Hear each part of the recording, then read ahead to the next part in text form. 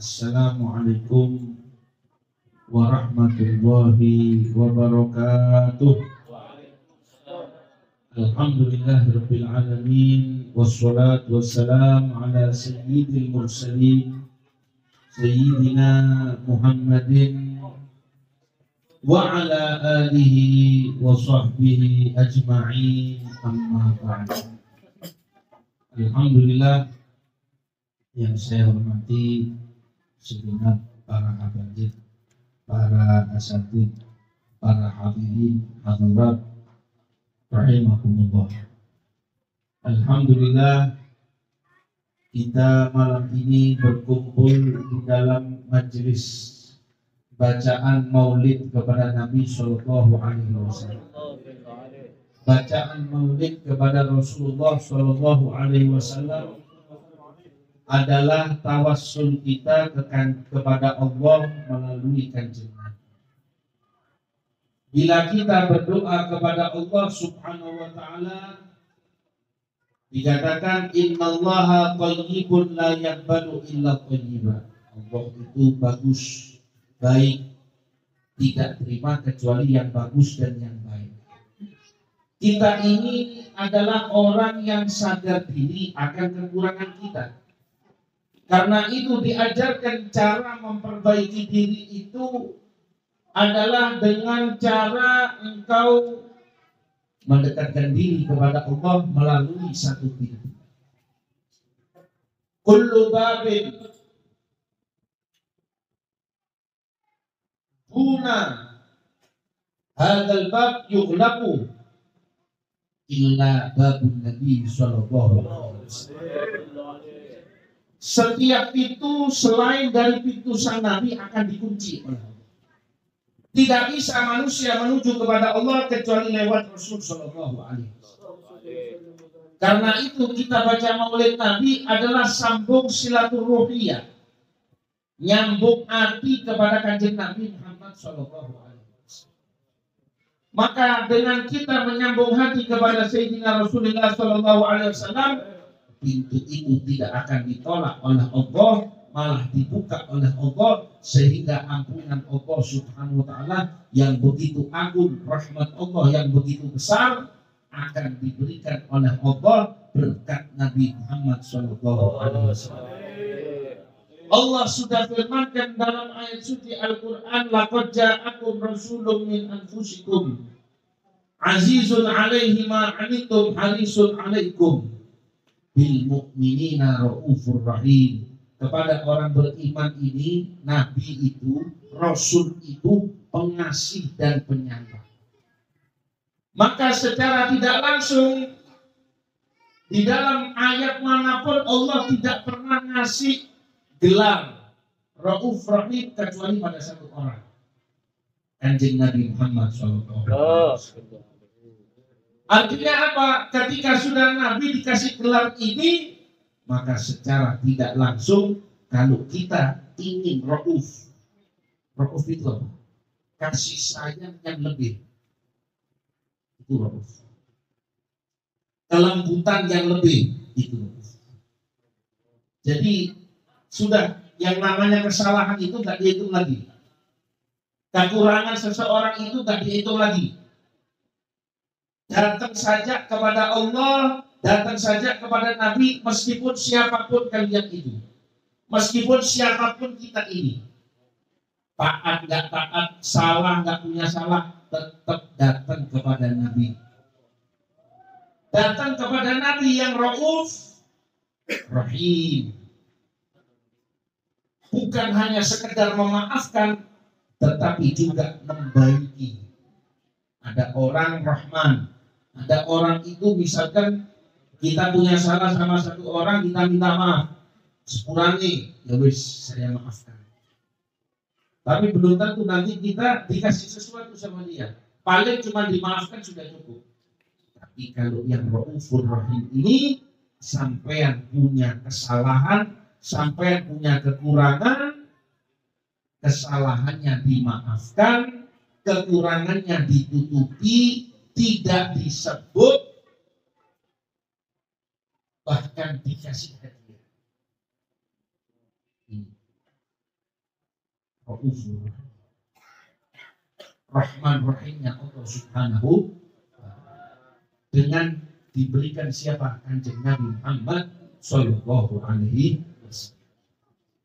Jadi kalau begitu sekarang saya tanya, kita bangga nggak punya Nabi Muhammad? Senang nggak kita punya Nabi Muhammad? Kita bangga nggak jadi umatnya Kanjeng Nabi Sallallahu Alaihi Muhammad? Jadi kalau kita jadi umatnya Nabi, bangga, senang, alhamdulillah. Tapi kita harus tahu bahwasanya sebelum Raufur Rahim, Nabi sudah punya satu sifat lagi. Harisun alaikum. Harisun alaikum itu kepingin umat ini selamat. Kepingin orang-orang ini tadi sukses di dunia, sukses di akhirat. Kepingin umat ini tidak ada yang ngincipin nerakanya Allah. Suatu saat disebutkan di dalam hadisnya Rasulullah Shallallahu Alaihi Wasallam. Hal ini berdasarkan firman Allah Subhanahu Wa Taala, "Qul liman ma fis samawati wal ardh qul lillah." Kataba ala nafsihi rahmah. Coba saya katakan, langit bumi seisinya ini punyanya siapa? Allah yang punya. Semua semesta ini, jin, manusia, malaikat, surganya, nerakanya, arsy-nya, yang punya adalah Allah Subhanahu wa Ta'ala. Yang menciptakan adalah Allah. Semua ketentuan ada di tangan Allah Subhanahu wa Ta'ala. Kalau semua ketentuan itu ada di tangan Allah Subhanahu wa Ta'ala, sedangkan kita baca dalam ayat suci Al-Quran, Bismillahirrahmanirrahim, dan di ayat ini Allah juga katakan, Kataba ala nafsihi rahmah. Allah wajibkan atas dirinya untuk saling merahmati. Allah wajibkan dirinya untuk memaafkan. Allah wajibkan atas dirinya untuk mengampuni. Allah wajibkan atas dirinya menyayangi kekurangan, memaafkan kekurangan, mengampuni dosa-dosa. Kata ba'ala nafsir. Makanya bila kita lihat rahmatnya Allah yang begitu besar, satu tanda saat ini sampai dikasih rahmat, ahdarku ila hadzal ma'adir. Panjenengan semuanya dihadirkan dalam tempat ini. Sampai dihadirkan di tempat ini, digiring, dikasih tahu, dibikinkan pamfletnya, ya, disediakan tempatnya. Ini semuanya adalah Allah berkehendak, Allah ngasih rahmat dan ampunan kepada panjenengan. Kalau Allah tidak menginginkan sampai diampuni dosa, tidak dihadirkan di tempat seperti ini. Kalau Allah tidak berkehendak mengampuni panjenengan, sampai yang tidak diringankan langkah untuk datang ke tempat seperti ini. Tidak akan dimudahkan. Kalau mau datang mungkin dipersulit. Dijadikan hati itu jauh, dijadikan hati itu berpaling. Tapi ketika engkau ada cinta pada Nabi SAW, ketika engkau ada ingin takzim kepada kanjeng Nabi dengan segala macam kekurangan, dengan segala macam dosa, tapi mau datang kepada Nabi, ingin datang kepada rahmatnya Allah, apa kiranya nggak diterima oleh Allah? Diterima sama Allah. Siapa yang datang diterima.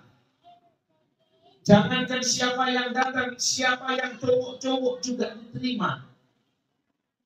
Siapa ingin berubah, siapa ingin jadi orang bersih, datang ke dalam majelis.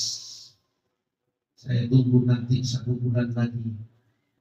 Siapa yang ingin datang ke dalam rahmat Allah, siapa yang ingin dikabulkan doanya oleh Allah, datang ke dalam majelis Rabu pertama ini.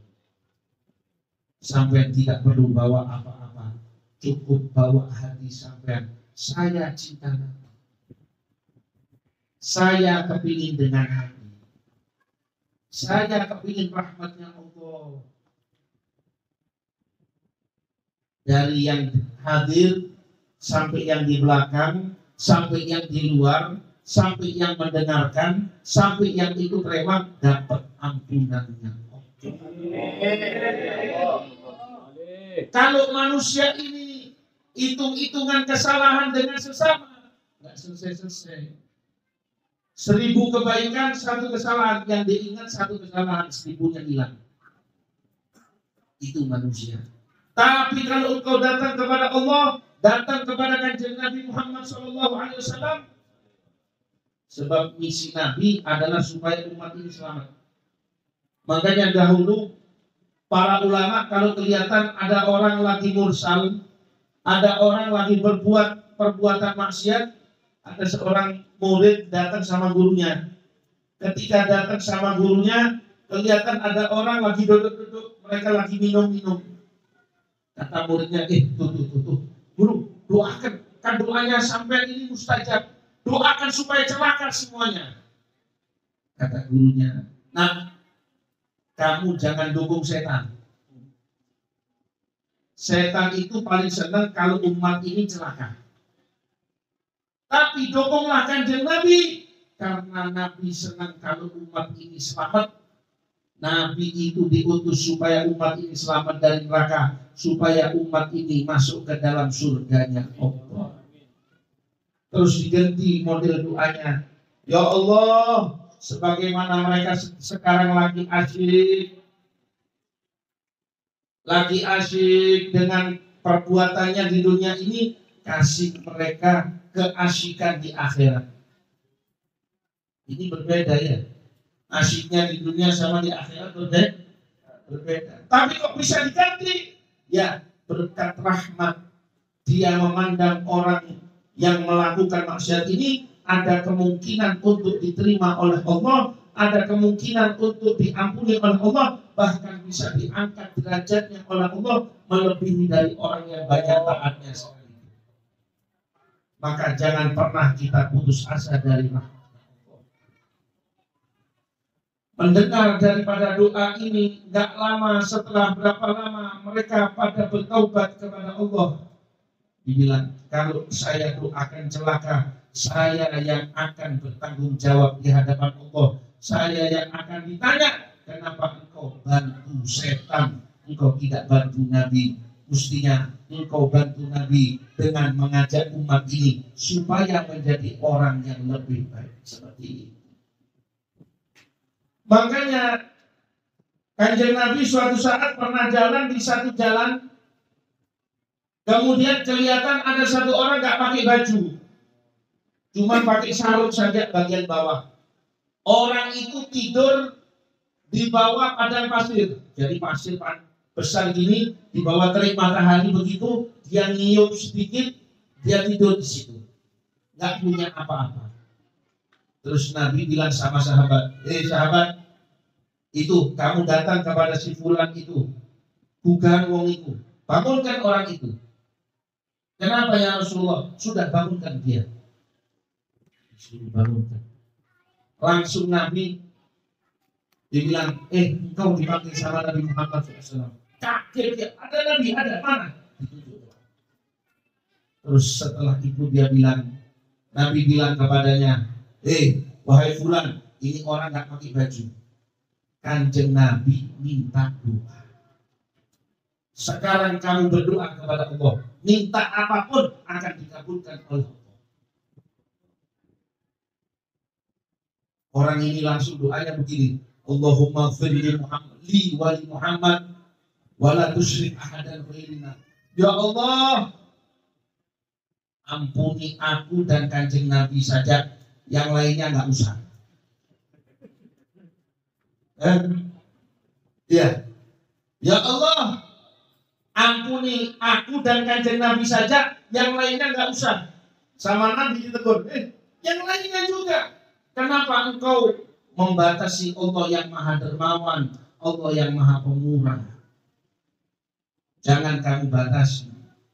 Akhirnya, ya sudah ya Allah, ampuni saya dan Nabi dan semua yang ada di sini, ampuni. Sahabat suruh, ayo angkat tangan semuanya. Ini saat Allah buka pintu rahmatnya. Karena itu doa dari seorang hamba ini sangatlah penting, sangatlah luar biasa. Tidak dipandang oleh Nabi, ini orang pakai baju, ini orang nggak pakai baju lengkap, tapi Nabi tahu kondisi hatinya.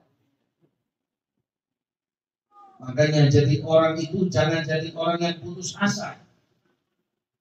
Di dalam hadis qudsi Allah Subhanahu wa taala telah berfirman, "Ya ibna Adam, manusia, innaka ma da'utani wa rajautani ghafartu laka ala ma kana minka fala ubali."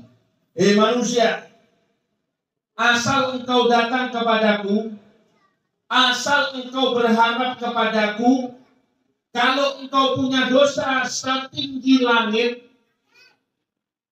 misalkan sampai datang dengan membawa dosa yang gak terhitung.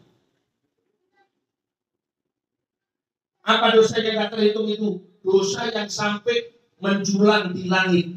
Wis gak ada hitungannya, sama luar biasa. Kemudian engkau datang kepadaku, kata Allah, berharap kepadaku, engkau minta kepadaku, saya ganti semua dosa ini tadi dengan ampunan, kata Allah.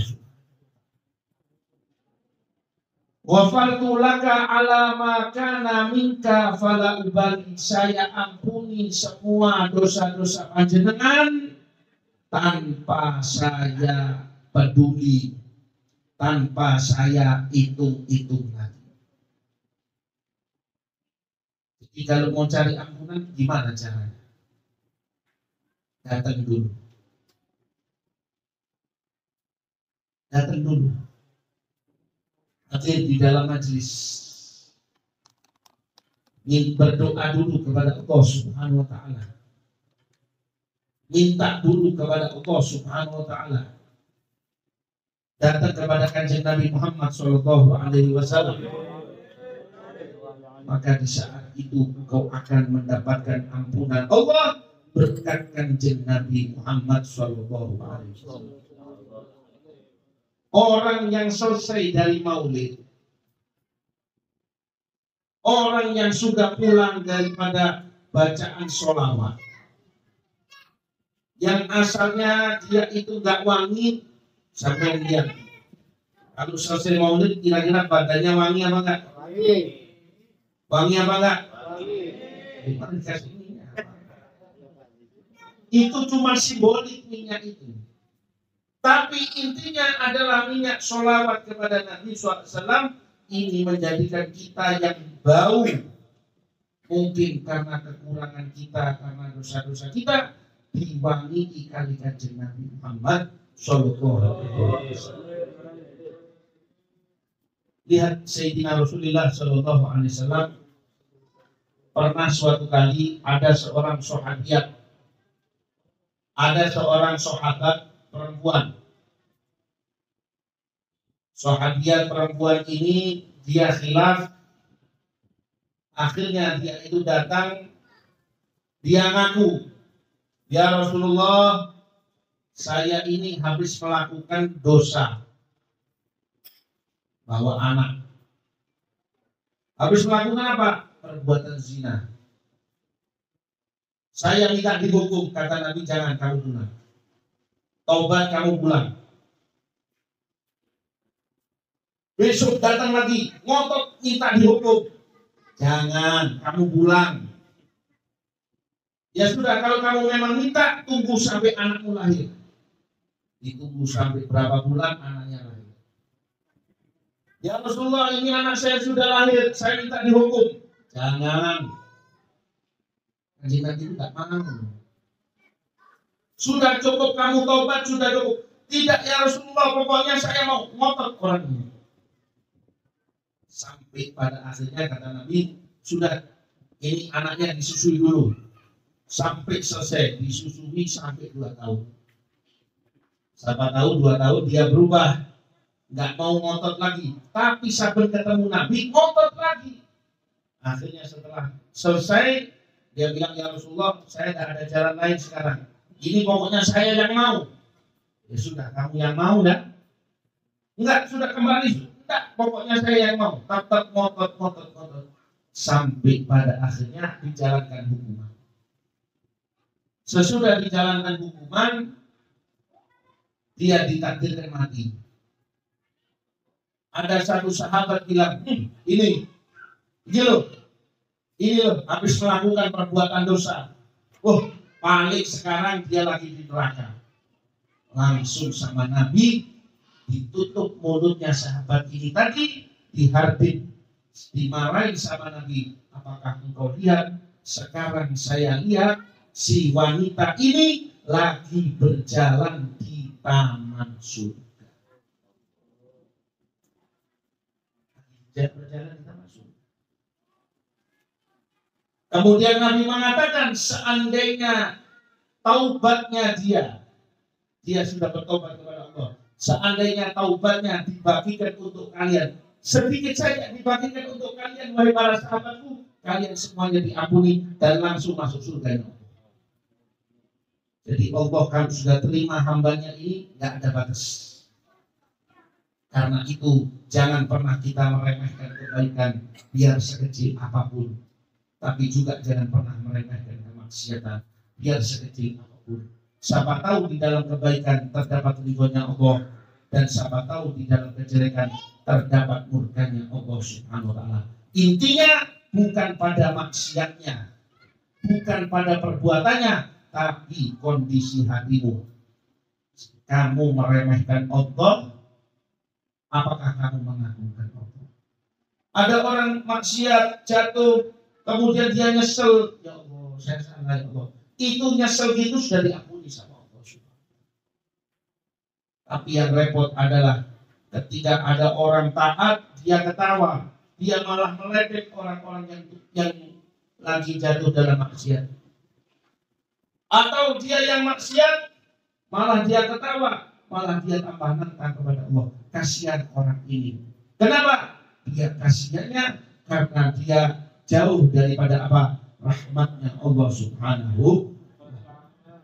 Jadi karena itu ya ikhwani, sampai datang rutin di dalam majelis maulid ini, kita akan tahu bagaimana Allah begitu luar biasa. Allah itu senang, Allah itu cinta kepada orang yang dekat kepadanya.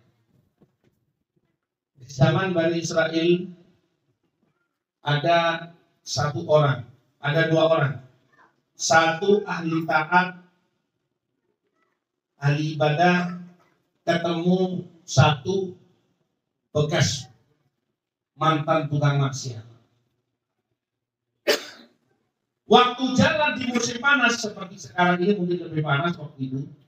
Sekarang ini berapa derajat nih? Iya, petang dulu. 42 dan sampai. Kalau sampai 42, kelimpek kaki rumah. Itu ketika berjalan di tengah jalan, kok merasa adem. Apa yang dirasakan? Seolah-olah ada awan yang menaungi, padahal di tengah padang pasir. Kata orang alim atau kata orang taat ini, wah ini mungkin berkat saya. Saya kan orang soleh. Yang tukang maksiat ini juga bilang, wah ini mungkin berkat orang alim ini. Saya ini siapa? Tukang maksiat. Nggak taunya keduanya ini jalan bareng. Ini barang langka ini, awan bisa ngikutin mereka kemana-mana. Nggak pakai payung, dipayungi awan, ini berarti malaikat. Melaku, wong loro iki melakukan jalan. Ketika tafarraq, ketika terpisah, waktu keduanya, yang alim mau jalan ke jalan lain, yang ahli maksiat mau jalan Yang bekas tukang maksiat mau jalan ke jalan yang lain. Awalnya ikut yang mana? Ikut yang mantan tukang maksiat. Jadi mau ngalir tuh. Wan. Awal dijak ngomong dia kan iso. Awal diceluk kan mana iso pan iso. Tambah panas dia. Kenapa kok bisa begitu? Dia kamu ini siapa? Dibilang saya dulu tukang maksiat. Sekarang saya sudah baru taubat kepada Allah. Baru saya cari rahmat Allah. Dibilang ada ibu minat zambi kaman la zambala. Orang yang taubat dari dosa seperti tidak punya dosa di hadapan Allah Subhanahu wa ta'ala. Karena itu ini rahmat dari Allah, gunakan dengan sebaik-baiknya. Jangan pernah kita kecil hati, ya. Jangan pernah kita kecil hati. Jangan pernah kita merasa kata orang dulu, justru yang bikin orang stres itu kalau orang yang terlalu kepikiran masa lalu. Lemben saiki roti biyen saiki lemben roti biyen saiki sing rajin murid, sing rajin hadir di tempat ini, yang rajin untuk membawa temannya hadir dalam majelis sholawatan ini. Semangat jadi pasukannya Kanjeng Nabi Muhammad SAW. Siap? Siap apa enggak? Siap.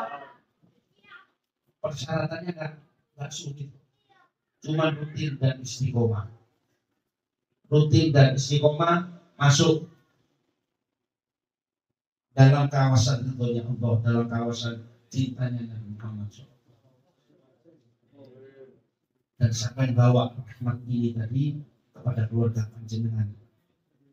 Semoga kalau dibawa, insya Allah akan jadi berkah bagi kita semua. Bismillahirrahmanirrahim. Allahumma inna nas'aluka wa natawajjahu ilaika ya Allah. Ya Rabb, kami berdoa kepadamu ya Allah. Kami mohon kepadamu ya Allah. Ampuni dosa-dosa kami ya Allah. Jadikanlah kami yang hadir dalam tempat ini kau sayangi ya Allah. Saya ajak baca kalimat ya Allah, biar 10 atau 20 kali sampai baca doa di sana. Apa yang sampai inginkan, sampai hajatkan, nanti dikabulkan oleh Allah SWT. Siap? Waqul jami'an, sama-sama ya. Ya Allah, Ya Allah, Ya Allah, Ya Allah, Ya Allah, Ya Allah, Ya Allah, Ya Allah, Ya Allah, Ya Allah,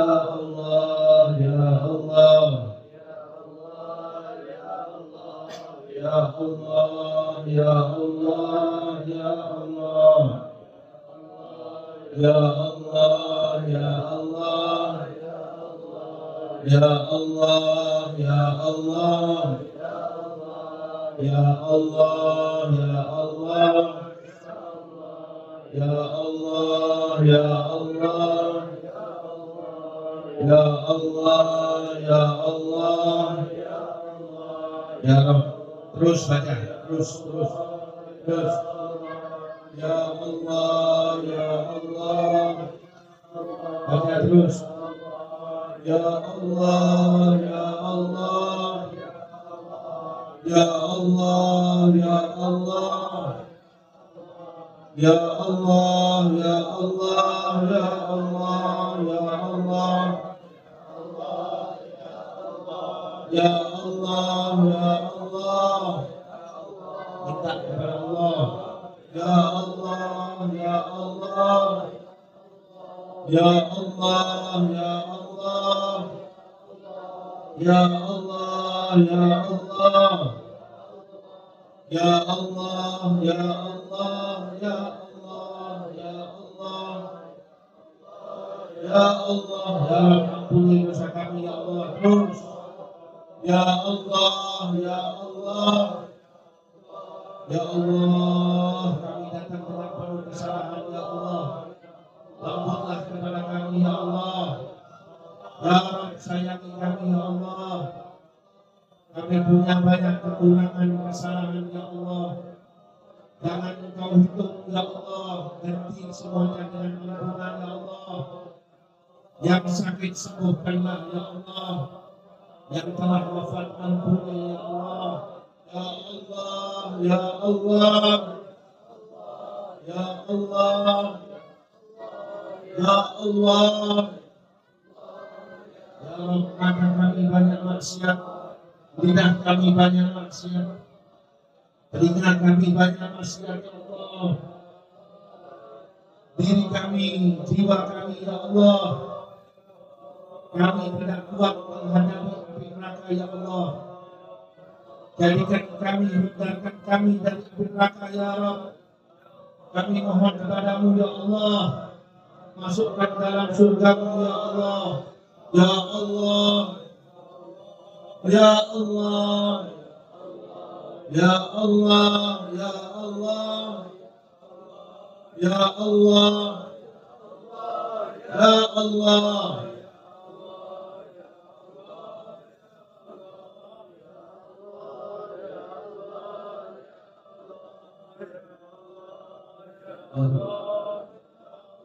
Dosa-dosa kami, ya Allah.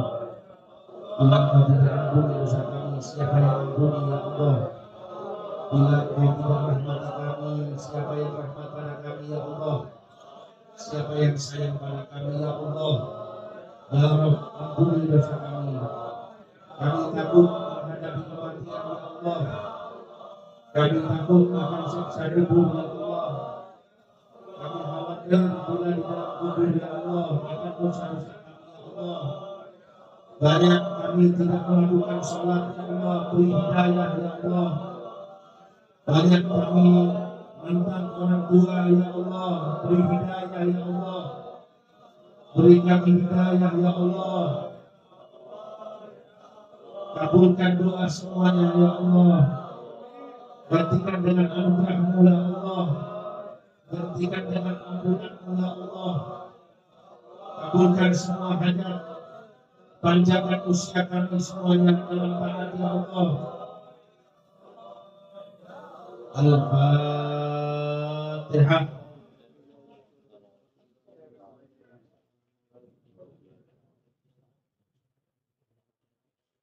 Padahal kalau sampai berdoa tadi itu Allah dengar.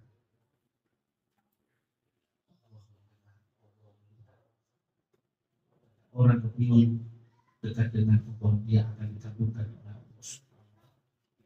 Semoga yang sedikit ini jadi bermanfaat.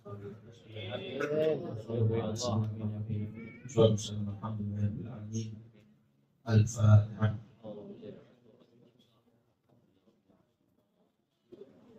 Ya.